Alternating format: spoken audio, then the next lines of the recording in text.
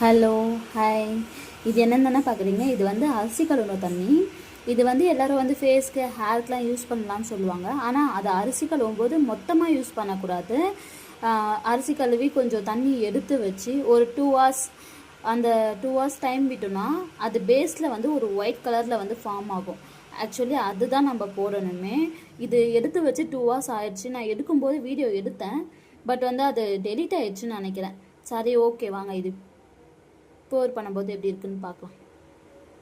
Okay, இந்த தண்ணியெல்லாம் ஊற்றிட்டு ஃபைனலாக எப்படி இருக்குன்னு பார்க்கலாமா?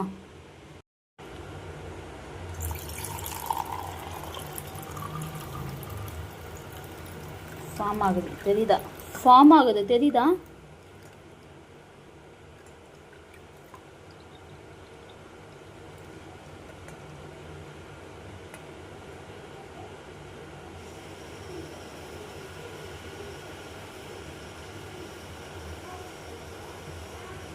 இதை இன்னும் கூட லாஸ்ட்டாக எடுக்கணும். ஆக்சுவலி அது வந்து எப்படி எடுக்கணும்னா கிளாஸில் எடுக்கணும். நான் தெரியாமல் இன்றைக்கி கிண்ணத்தில் ஊற்றி வச்சுட்டேன். கிளாஸில் ஊற்றுனீங்கன்னா சூப்பராக வரும். நேற்று எடுத்து வச்சுருக்கேன், காட்டவா உங்களுக்கு? நேற்று எடுத்து ஃப்ரீசரில் வச்சு இன்றைக்கி யூஸ் பண்ண போகிறேன். அதே மாதிரி இதை எடுத்து கிளாஸில் ஊற்றி வச்சுருவேன். இதை வந்து நாளைக்கு யூஸ் பண்ணுவேன். ஆக்சுவலி இப்படி தான் ஃபேஸ்க்கு யூஸ் பண்ணணும். அப்படியே ராவா போட்டிங்கன்னா பெரிய ரிசல்ட் எதுவுமே, அப்படியே எடுத்து ஃபேஸில் போட்டிங்கன்னா நல்ல ரிசல்ட் கிடைக்கும்.